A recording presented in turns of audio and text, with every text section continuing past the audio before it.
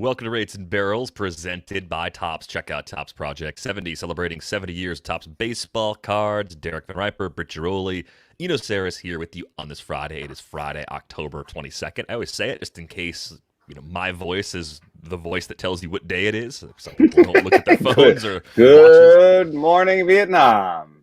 Yeah, I could.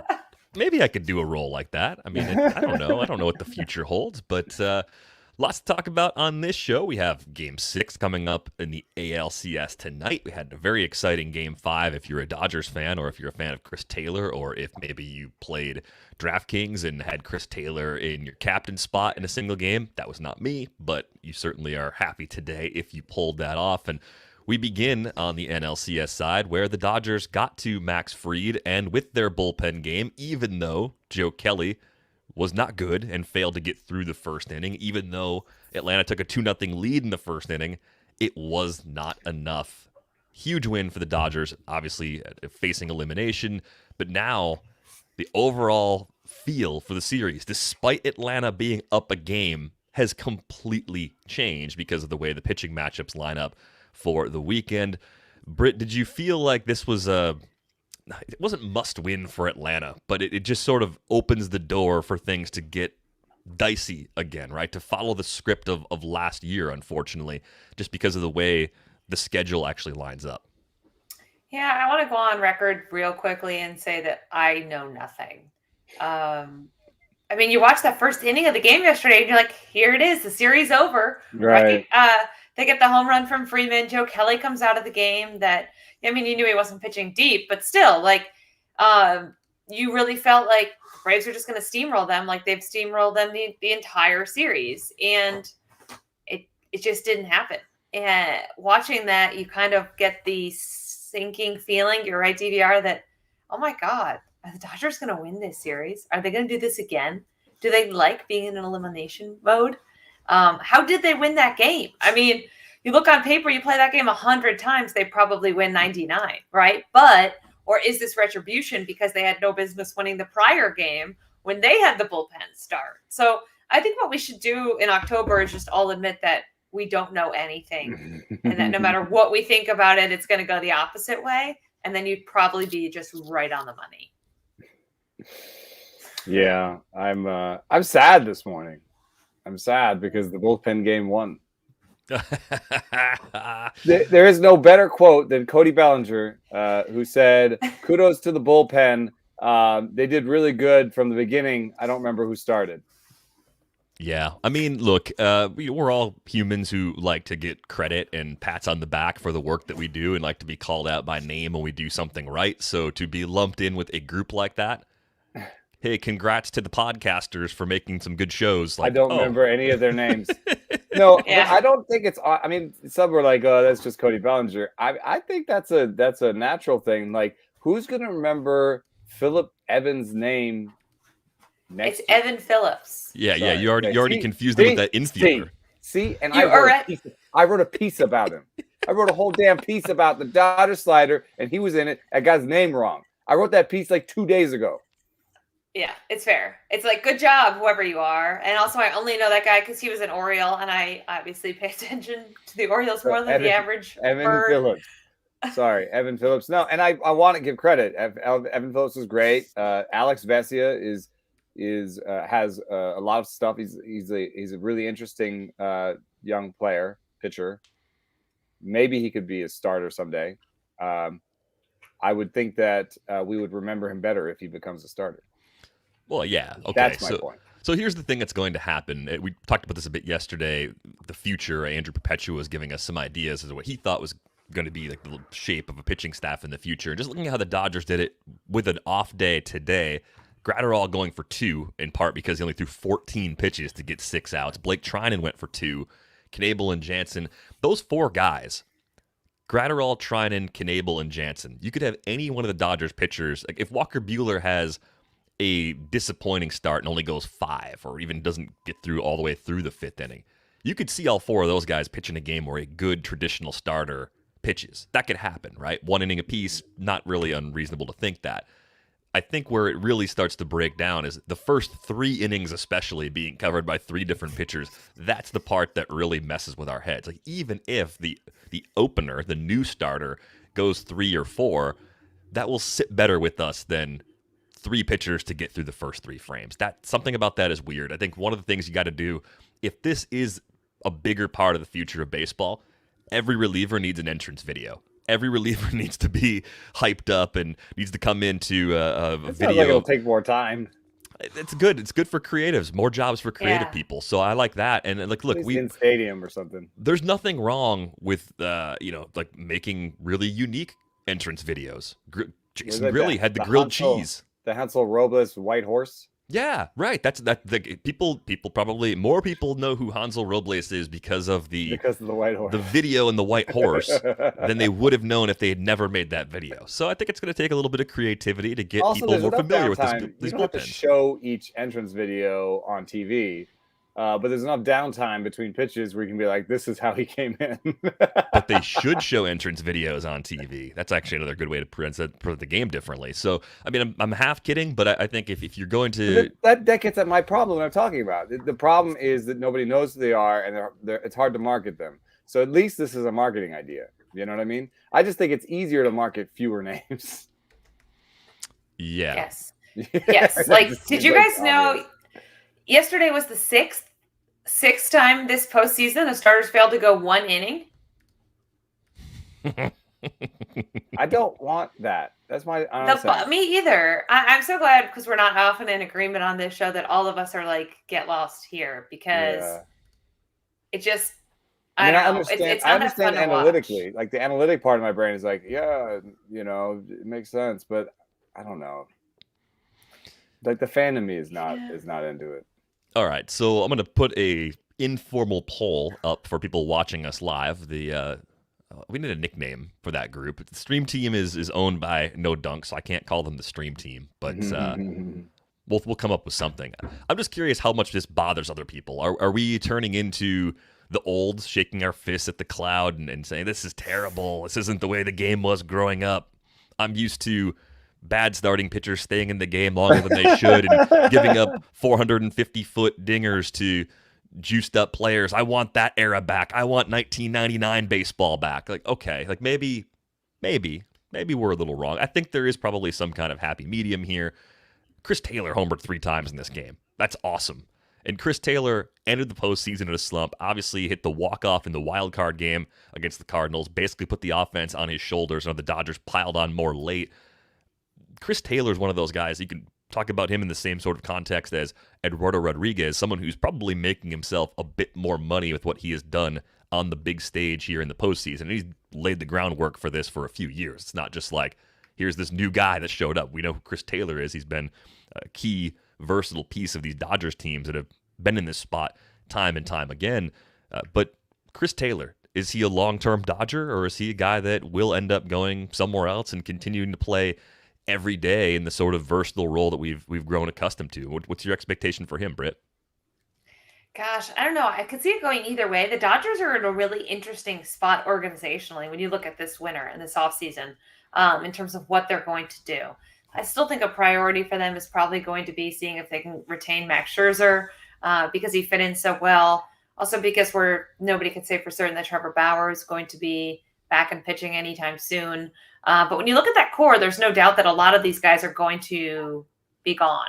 And I think with Taylor, you look at the versatility, and that's attractive to a lot of teams now, especially because the way these rosters are set up, we don't have these like separate utility guys anymore, right? Like if you're a bench spot or you're just a guy who can play multiple positions, Javi Baez is another great example. He could go to the Mets or the Yankees and play different positions, and he could, really be wanted by both of those guys. So I think Taylor, long-term, probably not going to be a Dodger. I think Clayton Kershaw also is probably going to be a guy who ends his career, if he continues to pitch, somewhere else. So it almost feels like when you watch the Dodgers team, like this is the end of not an era, so to speak, because it's hard to say it was their era when they only won 1 World Series over that stretch, but really like the end of this core group that's been slowly, guys have slowly left, Kike Hernandez and Jock Peterson and, other guys that have been part of their success are no longer there. But I think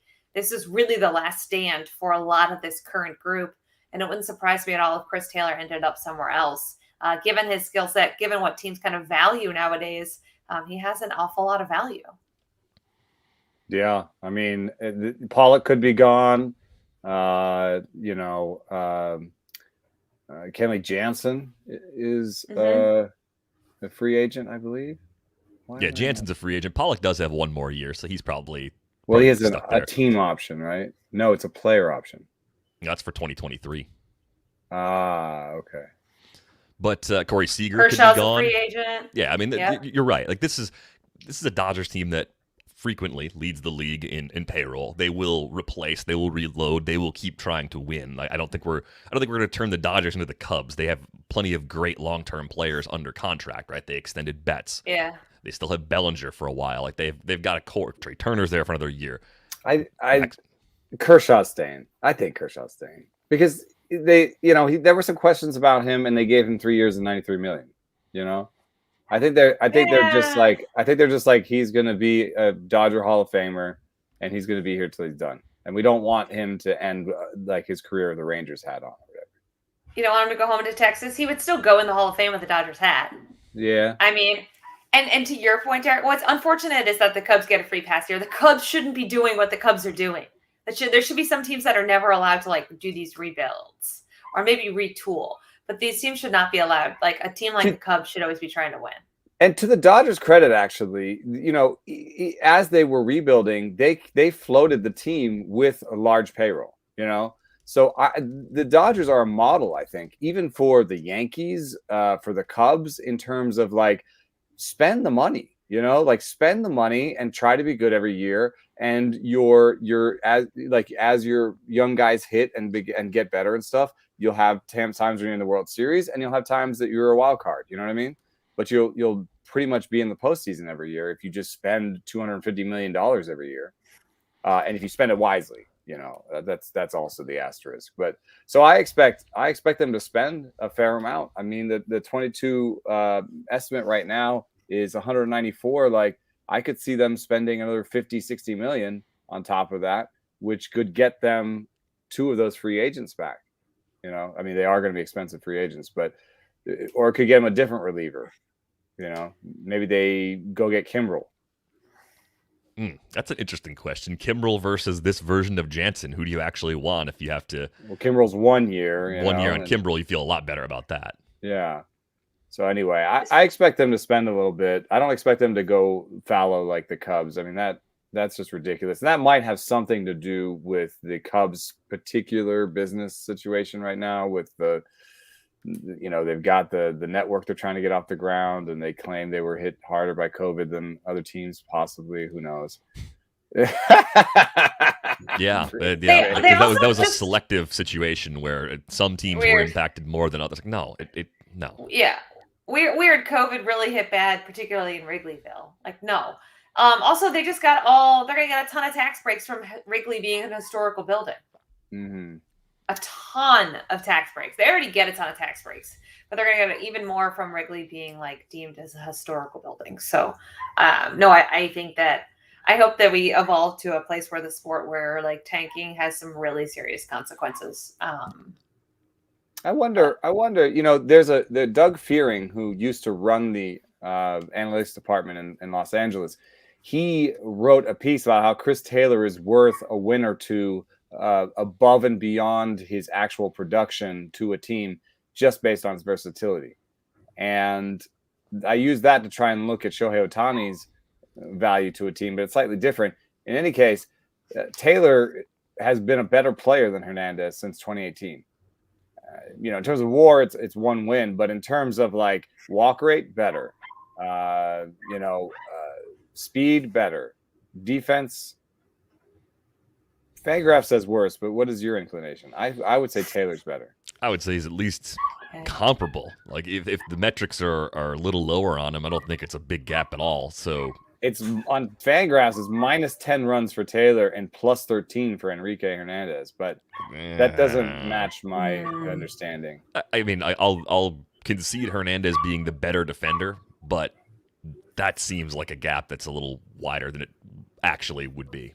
The one place that might stop suitors from spending too much money is that Chris Taylor's had a much larger BABIP to get a similar batting average and has a 28% strikeout rate since 2018 versus Enrique Hernandez's 19%.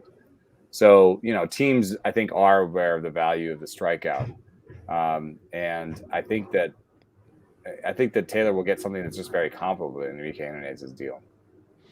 So, obviously, a lot more to unpack in this series. I'll take an L, too. I think Britt took an L on just trying to predict day-to-day baseball, which is impossible. The core of my professional career, if I'm going to call it that, has been looking at the long view, looking at the full season, who's going to be good and who's not going to be good, and who's going to exceed expectations, who's going to underperform. Analyzing games on a day-to-day basis is a completely different animal. And for people who do it well, tipping the cap to you, without actually tipping the cap, literally, that I'm wearing right now, because it's very difficult to do. I'm going to take an L on the Pujols situation, though, because I didn't think there was any chance he'd still be on the roster for the Dodgers at this point in the season. Here he is starting at first base, hitting balls hard, at least making a contribution. Obviously, the leadership and the way people respond to him in the clubhouse, that was a way that he's made an impact since day one getting there. But the part-time role he had throughout the regular season, that went better than expected. I know he's not having a postseason that's off the charts good, but just having this future Hall of Famer, inner circle guy that is just your last guy on your bench in some ways. Maybe he's the second to last guy technically because of the Turner injury and how that all plays out. Having that guy there actually does matter. And I was wrong about that. I scoffed at that. I laughed at that even more than I laughed at Britt's prediction that the Cardinals were going to make the playoffs. So that's a big L for me. I mean, the funny thing was that the batted ball stats said he still had something left, but since he's so slow, I was like, it's good. It's only doubles and homers. And then he slaps a opposite field single. What do you know? We know nothing. They picked him up immediately, right? I mean, they were like, yeah, we want him on our team. Yeah. So kudos to the Dodgers for figuring that out. One thing that did occur to me watching this game was like, you remember Drew Smyly comes in and throws like 7 fastballs and has really good success. I think that Fried. I think these Dodgers game plan really, really well. And I know they do the same sort of stuff that the Giants do, where they not only have it's called like the iPitch or something, which is just like a machine that can really try to emulate every single pitch type. And then they can really just be like, hey, let's go take swings against Max Fried for an hour before Max Fried steps on the mound, right? So they can do that and prepare. But I think that one thing that I would do if I was facing the Dodgers in the postseason is just do the weirdest crap I could come up with. Just be as weird as effing possible. And I've heard a little bit about this from some players, and I can't mention their names, but like some players have told me they did away with catcher signs completely. Some players have told me in the postseason against certain teams, sometimes they'll do like glove signing. Sometimes the pitcher will call the pitch. I've had a pitcher tell me that he normally has a riding fastball, like a high riding fastball, and he knew that a couple players targeted the top half of the ball and had an adjustment on that. So he threw his four seam with less ride on purpose. Like he dinged his spin efficiency on purpose to throw a flatter four seam and got ground balls off his four seam. Knowing that these pitch and like the pitcher pointed out some at bats, and I looked and I was like, holy crap. I even talked to the player that they did it against, and he's like, oh man, I knew he did that. So like if I was going to face the Dodgers, I'd be like, well, I normally have a riding four seam. Here comes the sinker. Woo! Like what? You guys didn't think about the sinker, did you? I never throw my changeup to righties. Here comes a changeup to righties. There's a bunch of changeups to righties. I have a curveball and a slider. Why would I do that? I never throw the curve, and maybe not just never. Maybe it's like, oh, I rarely do this. Or I rarely just do anything. Just like almost have a random number generator in your head. Just be like, whatever, Well, yeah. I keep thinking like, if you ever play poker with someone who has no idea what they're doing, I'm not a good poker player. I've said that before. You can lose to those guys. You can lose to the worst they hold players. The weirdest things, and then the river comes, and you're like, It's because their play is so bad, it's unpredictable. Yeah. Like there's a certain amount of chaos that comes from not doing the thing you're expected to do that gives you a little bit of leverage. So Yeah. I can kind of see this being something that you could do. I think it's That's tricky Fried. though. Fried was like throwing. Sorry, yeah. But if you let's say you get too cute with this, like you Yeah. start messing with the grips, you're trying to adjust the seam shifted wake on Then your you're just pitches, bad. and you're just missing spots badly. And you Yeah. know, hey, I'm gonna throw this crappy flat four seamer, but I didn't command it as well because I don't throw that pitch very often. I just gave up a 3-run bomb because I thought I could get a little edge by just gripping the ball differently. Like there's definitely a slippery slope there. That's something that Logan Webb said Yeah. was a big deal for him, was actually realizing that, you know, that he could actually just have a sort of a generic game plan for almost every batter. And that if he executed that, he would do well, and it wouldn't matter necessarily what the batter's strengths were. And there are pitchers who are like, you just need to execute. If you need to execute your strengths, then it matters a little bit less what the batter's strengths are. That's kind of, I feel like, what a lot of guys are like, my best against your best. If you beat me, beat me, right? Like, I remember when I covered Kevin Gossman in Baltimore, one start, he just changed his delivery. He woke up, told us after the game, I just woke up and decided to change my delivery. And you're like, what? How? Did he get hammered that right? day? It didn't go well. And so, like, we Yeah. used to call him, like, he was always tinkering, right? Like the king of Tinkerfell. Like, that was Kevin Gossman. And you look at what he's done in San Francisco, and he has confidence now. Like, this is it. This is him. You're going to beat him or not beat him. And so I think that it kind of depends on the guy a little bit. Some guys are more apt to be a chameleon and they can adapt. Max Scherzer can just invent pitches and work around injuries and be fine. And a lot of guys, or maybe some guys, just simply can't. They need to know that if they get beat, it's because they got beat by their best stuff on their best day. Yeah. There's just like, I know that pitchers have I've talked to pitchers where like they'll talk about like, you know, oh, I'm doing this now, but you know, I'm going to see all these guys again for like this long ass season. So you'll probably see, like I've talked to a pitcher being like, what happened to the curveball? And be like, you know, I'm just into the slider right now, but it's a long season. You're going to see the curveball come back. So I think that there's to some extent, pitchers think of like, what am I going to do in September when I see the Dodgers for the 5th time? You know what I mean? Like, there's trying to get through the order today, but then are there any tricks left in the bag for October or for September? And I just wonder if the teams could help them with that. Would be like, you know, we're going to game plan this way for most of the year, but we've got a version of you that you can break out here and there. Like, you can break out against the Nationals in August, a game where you just randomly throw, you know, 80% curveballs.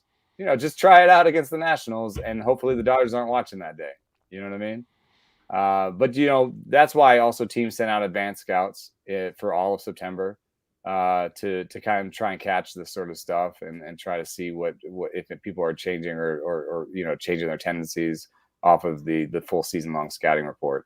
But I don't know, because for me, Max Fried was like a tick and a half above. I don't think the command was that terrible, and I thought he looked like a good pitcher. The Dodgers still scored on him. Yeah, they weren't whiffing on the curveball. I mean, that's relatively speaking, the four seamer especially was getting hit. I think he had one whiff on 17 swings with that pitch. Not that he piles up a ton of whiffs with the four seamer ordinarily anyway, but and that's him being a tick above usual. I mean, he maxed out at 97, was sitting 95. Like, I thought the velo was good. So the questions really are now about the weekend. I hinted at this. It seems like just because of the pitching matchups, the Dodgers should be favorites in both of the remaining 2 games, even though they have to win them both to win the series. They go Scherzer in 6. They go Buehler in 7. It's Scherzer versus who? Ian Anderson in 6, and then Charlie Morton in 7. So thinking about those matchups, we thought Buehler Morton was like a Dodgers landslide the first time it happened, and it sort of turned out differently than we expected. Yeah, well, so I didn't, but yes. Is anyone joining me on the Dodgers are still going to win this series bandwagon? Oh, I'm super nervous. I'm nervous, but I still think the Braves can do it. Like, again, we're making the same mistake we've made 100 times. We're like looking at the matchup and we're like, oh, look at how this favors the Dodgers. Who is to say? Who's to say? No one. We have no idea. Does anyone feel comfortable with Max Scherzer or Walker Buehler? No, not really. I it's said the same level on the Braves side. I don't know. I have no idea. Yeah. Admit what it. Did I do? We have no idea. I said Braves and Astros. You did. Okay. So I feel good about the Astros pick. I think they can win one of the next 2. Yeah. I think that's going to be. I don't feel so good about the Braves. I don't know. They got Soler back. They got Soler back, but no. I mean, look. Here's the thing: they're a home underdog. They not big underdogs. They're a home underdog in each of these last 2 games. So can they win? Of course they could win. They could win in Game 6. They could win in Game 7. Totally logical, plausible outcomes. That Dodgers team, they're like a cockroach. They never go away. They keep finding a way to get it done, even when you think they're finally about to get eliminated. My dad, bless his heart, has been betting for most of his life, adult life, and his main method. Oh, I'm like blowing up his method. If he's listening, sorry, Dad. But his main method, and it's mostly been in college football, which I think is a different animal than baseball. But in college football, home underdogs, that's his big deal. He loves home underdogs, and I can see in college football the crowd, the refs maybe get a little swayed by the crowd. The crowd is like juicing up the players. Football is a sport where if you get more amped, I think there's a direct line towards probably better play. Whereas like getting more amped in baseball, I don't know if that makes you necessarily better. Maybe it makes the pitcher a little bit better, but sometimes they just lose their command, right? So I don't know if that's a thing, but home underdog and slight home underdog in 2 games, you're giving them 2 chances. I mean, the overall series odds still point towards the Braves, right? Yeah. Oh, let me verify that. You have to win 1, and the other team has to win 2. Yeah, I still like the Braves.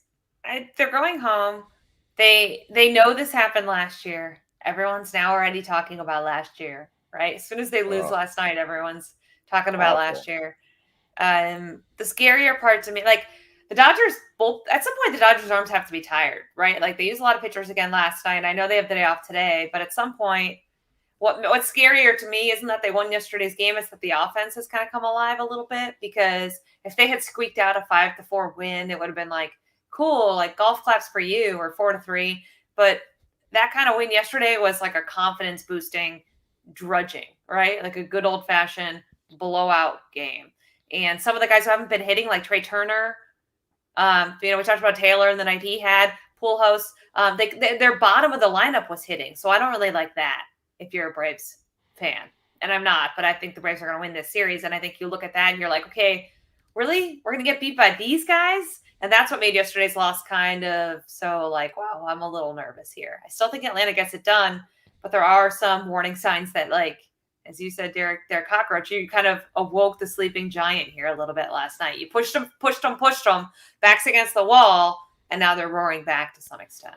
Here's some numbers real quick from BetMGM. Just to share that. I've got numbers from Fangraphs. So let's compare. So BetMGM has the Braves at -200 to win one of the last 2 games, to win the series, essentially. I know I should know what that means. Do they have it? They don't have a percent. That doesn't convert to a percentage, or these. We can convert that to a percentage. Dodgers are +165 to come back and win. And then on the other side, Astros are -500. Red Sox are +375. So pretty big difference in how the books see those 2 series and the likelihood of a comeback from those 2 teams. Zips has Astros 73% to Red Sox 27%, and Braves 69%. Nice to Dodgers 31. And the overall ones are similar, but this is interesting. Zips has Max Scherzer as a 58% favorite, and Walker Buehler is a 54% favorite. But it's the whole idea of you have to win. Like, yes, the Dodgers are favored in both, but the Braves just have to win 1. Yeah, winning 2 is quite a bit harder than winning 1, mathematically speaking, in games that are reasonably close. But so the odds for Zips is Braves win in 6 is 42%. Braves win in 7 is 27%. Dodgers win in 7 is 31%. So if they get to Game 7, it flips to the Dodgers. Right. Totally makes sense based on the pitching matchup. Because then they got to win 1, and they've got the better of the 2 starting pitchers, just slightly better. And we've seen it play the other way. So it's interesting, just based on those projections, it sounds like there's actually some value on the Red Sox at +375, because they don't seem to be as much of a dog as the money would lead you to. I mean, they're in the same position as the Braves, right? Except they have to do it on the road. Yeah. We can switch to that series. I I don't see the path for Boston. Like, doesn't mean it's not going to happen. I'm having a hard time seeing how they're going to pull it off. I mean, I think Luis Garcia, definitely a wild card just because of that knee injury. How far does he go? He seems like he's been on fumes at times down the stretch too. So there's just an overall like form question. As great as he was in the regular season, which version of him are they getting? I was asking the same question about Fromber going into Game 5. Fromber came out and shoved. So it's possible that Garcia comes out and goes 5 or 6 and pitches really well. That's obviously possible. But how do you see this going down? Like, if this is somehow going to turn into a Red Sox winning twice on the road in Houston, what has to transpire for that to even play out that way? What do you think, Britt? Well, I don't think the Red Sox are going to win, but I think, being in Boston, watching them win that first game, if I had asked you guys after that, I think we were all in on like the Astros being dead, right? So really, if Boston's going to win, they're going to need to continue to put up the ridiculous numbers that they've had. I mean, I think it was yesterday when I was writing, they had 22 home runs. The next closest team was at 12 this postseason. Wow. Like that's incredible in a very small sample size to be that far ahead of the next team. So they're going to have to put up these big crooked numbers. And obviously they need to win both of these games in Houston.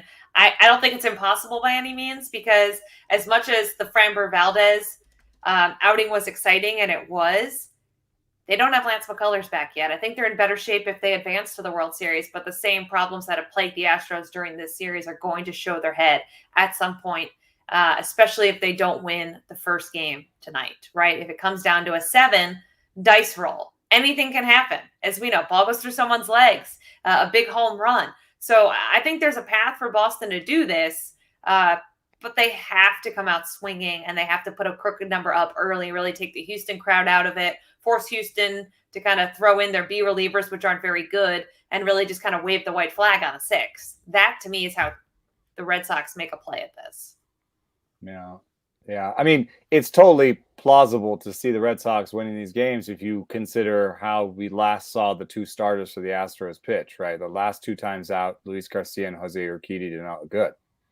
But one thing that I know that is strange and I can't explain is that Luis Garcia has home-away stuff splits. So you expect his stuff to be the same home and away, but this year he has very distinct home and away stuff splits. And there, as far as I can tell, it's not atmospheric. It's, it's not like Houston, is on the moon or something. It's not like Houston is Colorado. So maybe it's a slight humidity thing or something, but his stuff has been way better at home. So, you get Luis Garcia at home, he shoves. Then, if Urquidy is hurt, if that was part of what happened in the first one, in a Game 7, I don't think they allow him, to give up 2 or 3 runs. I think he's out in the first if he starts giving up runs. So that might change things because if Luis Garcia, I guess they would have to have lost the Luis Garcia game to even get there, but they're going to empty the bullpen in that one, and Javier is going to pitch in the first if there's any sign of issue. So I still think the Astros are going to win this one, but it's going to be a squeaker. I mean, even if they win with Garcia in Game 6, like, I'm sure it'll be somewhat close. It's not like he has, Verlander stuff at home and, Luzardo stuff on the road. Are we expecting Javier to be held back until Game 7 since he last pitched on, it was Tuesday, the 19th? So like, he threw 57 pitches that day, so he's not coming into tonight's game, right? He's Game 7 only for Houston. I think they want to play it as straight up as possible. They want Luis Garcia to go 5. They want Stanek and Presley to go 2 or 3. Like to get combined, go 3. Right. Maybe if you do that, you just have to fudge 1 inning. Yeah, and you could just do that based on matchups. You could find your way through it. So I don't know. It should be fun. I mean, I agree with the idea that it has to be early. The Red Sox offense has to get on the board quickly to put that pressure on Houston, to get into those softer relievers, to force those tough decisions sooner rather than later.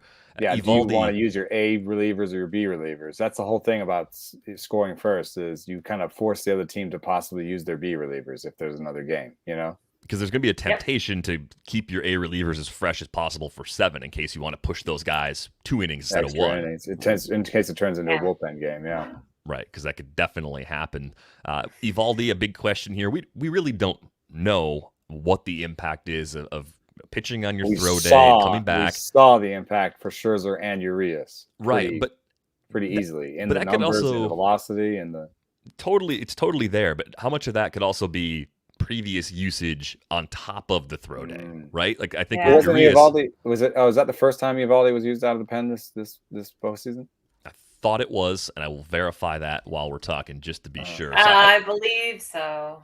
Okay, but like they've done it in postseasons past. I do think it's maybe a fatigue factor for these guys. I don't know. Also, like if you get to a 7, do you bring Sale back for like his throw day? Probably. Yeah. Because he looked so good for a good chunk of that game, and then like he said, he had 1 inning where he sucked, which is true. Yeah, just go 9-7 for 1 inning, get some lefties out. yeah, Although which lefties? Because he wasn't getting Yordan Ventura out. No, it's not Ventura. Yordan Alvarez. But yes, a tumor.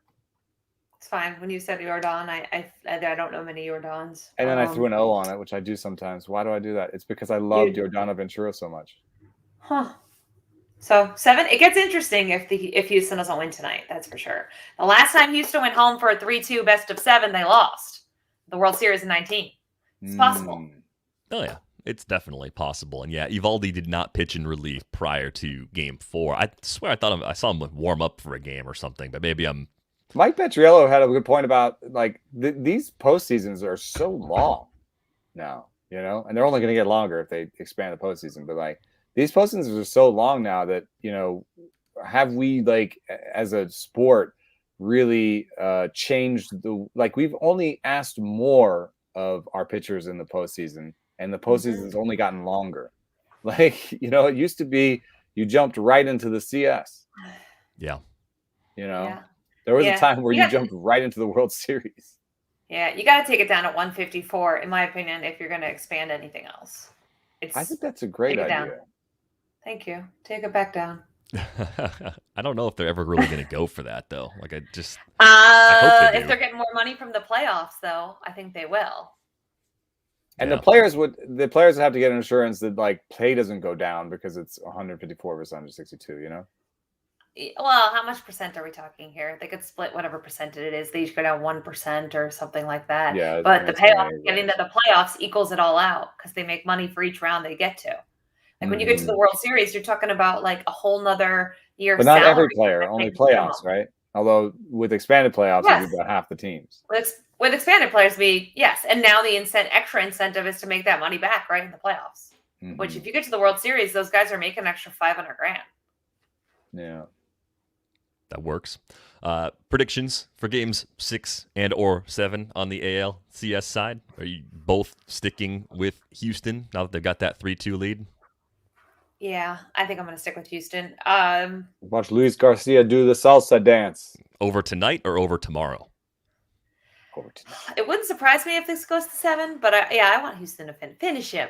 Finish him. Like a little Mortal Kombat reference as we go out on this Friday. I am very nervous about my Boston pick. I thought they had to go back to Houston up 3-2 if they were going to win the series. I'll stick with the Red Sox because I'm just going to stick to my original prediction. Not going to waffle. That's Eno's job. So I'll stick to pancakes or whatever the similar but slightly different I've got all is. 4 teams. Yeah, you're going to be right regardless of what happens. But thanks to everyone for watching throughout the week. We, of course, are back here at 11:30 a.m. Eastern on Monday. We'll recap all the happenings from this weekend. And if you want to read along over the course of the weekend, you can do that with a subscription to The Athletic. Get 33% off at theathletic.com/ratesandbarrels. On Twitter, she is at Britt_Deroli. He is at Eno Saris. I am at Derek Van Riper. And as always, you can drop us a line via email, ratesandbarrels@theathletic.com. Enjoy the games this weekend. Rates and Barrels returns on Monday. Thanks for listening.